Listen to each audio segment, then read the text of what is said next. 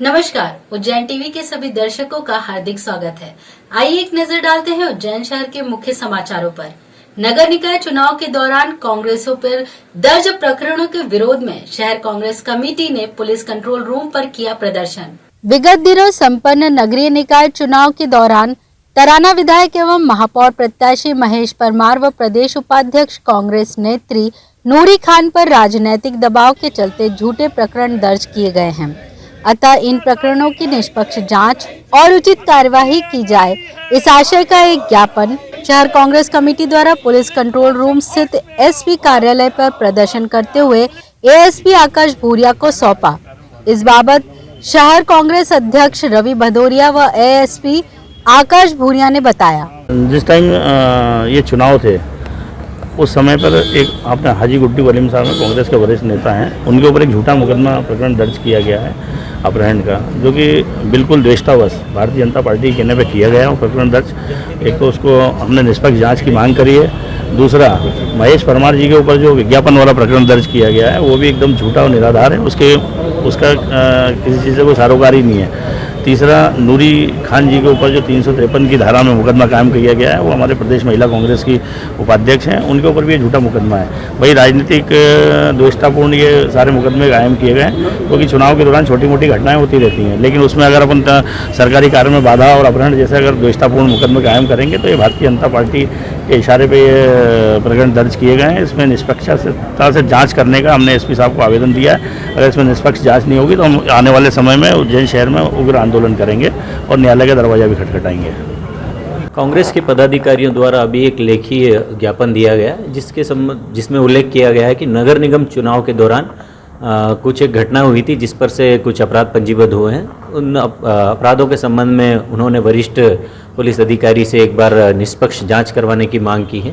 तो जिस आवेदन को संज्ञान में लेते हुए एडिशनल एसपी सिटी को भेजा गया है और जहां से वो संबंधित थाना प्रभारी और संबंधित राजपत्रित अधिकारियों से उन अपराधों के बारे में तथ्यों की जानकारी का और वास्तविकता को पता लगाया जाएगा। शिप्रा में टला बड़ा हादसा, ग्वालियर से आए श्रद्धालुओं को डूबने से बचाया मां शिप्रा तैराक दल के सदस्य ने। दरअसल ग्वालियर से मोहन माहौरे और लोकेश शिंदे महाकाल दर्शन के लिए उज्जैन पहुंचे और शिप्रा स्नान करने चले गए।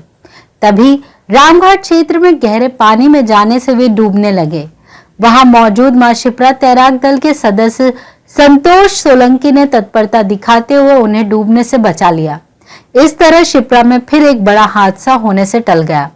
घटना के बाबत संतोष सोलंकी ने बताया, आज ग्वालियर से आए दो श्रद्धालु रामघाट पर गहरे पानी में डूब रहे थे और उनको देखकर मैंने छलांग लगाकर उन दोनों को जान बचा ली हम लोगों द्वारा।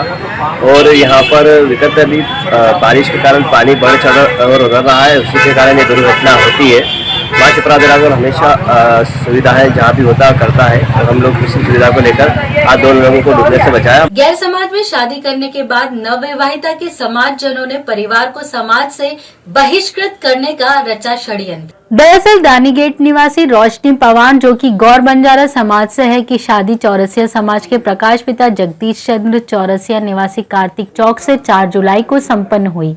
रोशनी ने बताया कि वे दोनों पति पत्नी अलग अलग समाज से हैं। दोनों ने शादी से पहले अपने परिजनों और समाज में बैठक बुलाकर सभी को अवगत कराया था और समाज के सभी वरिष्ठ जनों ने उन्हें विवाह की अनुमति भी दी थी। लेकिन शादी के 2 दिन पहले समाज के पूर्व अध्यक्ष द्वारा युवती के परिवार पर समाज से बहिष्कार करने का षड्यंत्र रचते हुए सामाजिक व्हाट्सएप ग्रुप में अनर्गल मैसेज प्रसारित किए जा रहे हैं। युवती ने उज्जैन पुलिस अधीक्षक से गुहार लगाते हुए सामाजिक लोगों पर उचित कार्यवाही करने और इस प्रकार की कुरीति को समाप्त करने का अनुरोध किया है। सर 4 जुलाई को मेरी शादी हुई है और शादी के बाद शादी के समय यह हुआ है कि जब 4 जुलाई को मेरी शादी हुई तो उसके पहले ही हमने शादी करने के लिए हमारी समाज से और परिवार से सभी को राजी किया।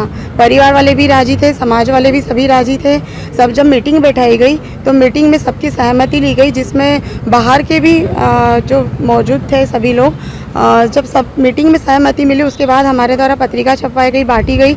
लेकिन शादी के 2 दिन पहले ही पूर्व अध्यक्ष जो हैं दिलीप सिंह जी खुर्रा और राजू जी छरबला, छगन जी छरबला, कमलेश जी कुर्रा, अरविंद जी राठौर, नरेंद्र जी राठौर और प्रहलाद सिंह राठौर, दयाराम जी राठौर और भी कुछ लोग हैं, दयाराम जी बिस्लावत, रमेश जी बिस्लावत, इन लोगों के द्वारा, शंकर जी मूड़, इनके द्वारा बाद में शादी से 2 दिन पहले ऐसा षड्यंत्र रचा गया मेरे खिलाफ कि लड़की यदि दूसरी समाज में शादी कर रही है, क्योंकि इन्हीं के द्वारा और सबके द्वारा सहमति दी गई।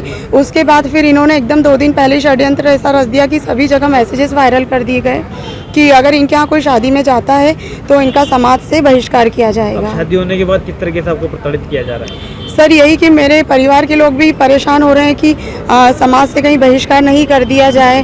तो जब संविधान के नियम में ही यह चीज़ नहीं है कि लड़की शादी नहीं कर सकती है, क्योंकि मेरे फादर भी नहीं हैं, और जब परिवार के लोग, मम्मी ने, भाई ने, सभी ने सोचा कि इसकी शादी कर दी जाए, अब काफ़ी टाइम हो चुका है, और उन्होंने शादी के लिए सहमति ली सबसे, उसके बाद ही शादी की। फिर उसके बाद सहमति मिलने के बाद ऐसा क्यों किया जा रहा है? आप क्या आगे किस तरह कदम रहेगा आपका यहाँ पे? सर यदि मैं यहाँ आई हूँ, मैंने यहाँ पर आवेदन दिया है और उसके बाद मैं न्यायालय की शरण में भी जाऊँगी, क्योंकि मैं इस कूटनीति को खत्म करना चाहती हूँ। बार बार बिजली का बिल ज्यादा आने पर उपभोक्ता ने सीएम हेल्पलाइन में कर दी शिकायत, तो विद्युत विभाग ने बिल भरने के बावजूद भी काट दिया कनेक्शन। उज्जैन की जयसिंहपुरा स्थित ध्रुव नगर में रहने वाले संतोष पिता दरिया सिंह मेवाड़ सब्जी का ठेला लगाते हैं। लगातार बिजली का बिल अधिक आने पर लगभग 20 दिन पहले उन्होंने मुख्यमंत्री हेल्पलाइन पर शिकायत की थी। नई सड़क स्थित बिजली जोन के एई और एक अन्य अधिकारी द्वारा संतोष पर दबाव बनाया जा रहा है कि शिकायत वापस ले लें। संतोष ने 3 जुलाई को इस महीने का बिल भरा है, उसके बाद भी संतोष के घर की केबल खंभे से काट दी है और शिकायत वापस लेने पर ही कनेक्शन जोड़ने का कहा जा रहा है। इसकी रिकॉर्डिंग भी संतोष ने उपलब्ध कराई है। संतोष का कहना है कि दिसंबर जनवरी तक तो बिल कम ही आ रहा था, लेकिन स्मार्ट मीटर लगवाने के बाद से ही बिल हजारों रुपए में आ रहा है। हालांकि वे हर महीने बिल भर रहे हैं और इस महीने का बिल भी 3 जुलाई को उनके द्वारा ऑनलाइन प्रक्रिया से भर दिया गया है। भैया मेरा बिल ज्यादा आता है, मतलब पहले नॉर्मल बिल आता था 200-250 रुपए का, अब मेरा बिल आता है 3000-3200-2800, इससे कम बिल नहीं आता। तो मैंने इसकी कंप्लेंट 181 सीएम हेल्पलाइन पे करी थी। तो सीएम हेल्पलाइन पे करने के बाद मेरे पास अधिकारियों के फोन आ रहे, मेरे को डरा चमका रहा है कि कंप्लेंट वापस ले लो। कंप्लेंट मैंने जब वापस नहीं ली तो मेरे घर पर आके कर्मचारी द्वारा, गाड़ी द्वारा मेरी लाइट काट दी गई मेरे खंभे से, और मेरे 3 साल की बालिका, एक 5 साल की, एक 6 साल की लड़की है मेरे ऊपर दबाव बना रहे कि आप कंप्लेंट वापस लोगे तो ही लाइट जोड़ेंगे, नहीं तो नहीं जोड़ेंगे। इस महीने का बिल आपका? इस महीने का मेरा बिल भरा हुआ, ये बिल मेरे पास है, मैंने पूरा बिल भरा हुआ भैया। ये 2767 रुपए का बिल आया, मैंने इस महीने का भी भरा है। कितनी तारीख को बिल भरा आपने? ये मैंने भैया 3 तारीख को बिल भरा, 3/7/2027 को। अच्छा, जो आप पे दबाव बना रहे, क्या नाम है अधिकारी? नरवरिया साहब है और एक और साहब है, ऐसे 2 ही मिलके मेरे को रोज फोन कर रहे हैं और बोल रहे हैं कि कंप्लेंट वापस लो, अगर कंप्लेंट वापस नहीं लगा तो आपकी लाइट काट दी जाएगी। 6 साल की भतीजी के साथ चाचा द्वारा किए गए दुष्कर्म के मामले में क्षेत्रवासियों ने आरोपी की गिरफ्तारी और फांसी की मांग को लेकर किया प्रदर्शन। गुरुवार को चिमनगंज थाना क्षेत्र में रहने वाली 6 साल की बालिका एक दुकान पर धागे की गट्टी लेने गई थी।